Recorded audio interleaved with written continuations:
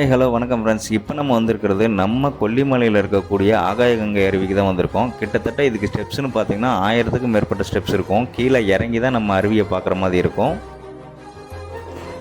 என்ட்ரன்ஸ்லேயே பார்த்தீங்கன்னா பர் ஹெட்டுக்கு 30 ரூபா டிக்கெட் வாங்கிட்டு தான் நம்ம உள்ளே வரணும். அது இல்லாமல் நீங்கள் கொண்டு வர பிளாஸ்டிக் பாட்டில் ஒவ்வொன்றுக்கும் நீங்கள் 10 ரூபா கட்டி டோக்கன் போட்டு தான் வரணும். ரிட்டன் போகும்போது அந்த பிளாஸ்டிக் பாட்டில் இந்த கயிறை பிடிச்சிக்கிட்டு தான் அருவிக்குள்ளே போக முடியும். இந்த கயிறை பிடிச்சிட்டு இருக்கிறதுக்கு அந்த பேக் சைடு இருக்க அந்த பாறை மேலே இருந்து எடுத்த ரீல்ஸை கொஞ்சம் பாருங்கள். சூப்பராக இருக்கும் வியூ பார்க்குறதுக்கு.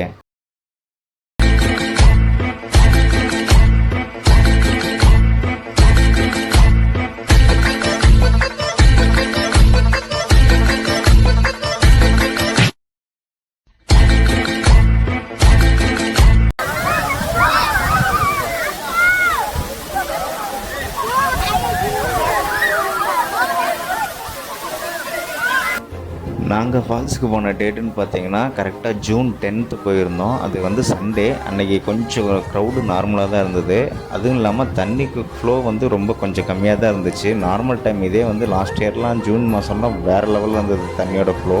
ஆனால் இந்த தடவை தண்ணியோட ஃப்ளோ கொஞ்சம் கம்மியாக இருந்தது. ஆனால் குளிக்கிறதுக்கு ரொம்ப சேஃபாக இருந்தது.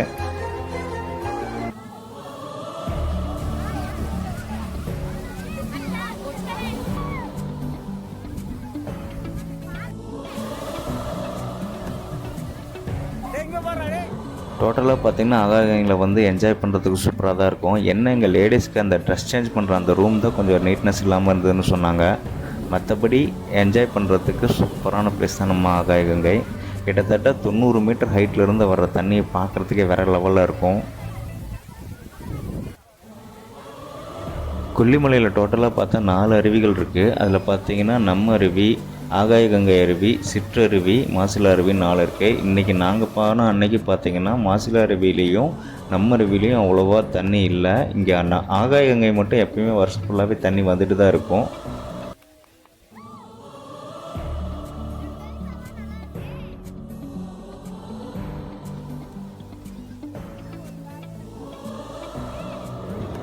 இங்கே இந்த ஃபால்ஸுக்கு வர்ற மாதிரி இருந்தால் ஏர்லி மார்னிங்கெல்லாம் ஒரு 7 மணிக்கெல்லாம் இறங்குற மாதிரி பாருங்கள். ஏன்னா வெயில் வந்துச்சுன்னா ரொம்ப இறங்குறதும் சிரமம். அதே மாதிரி குளிச்சுட்டு ஏறும்போது ரொம்ப டயர்டாகிடும். ஏன்னா கிட்டத்தட்ட 1200 படி ஏறணும்.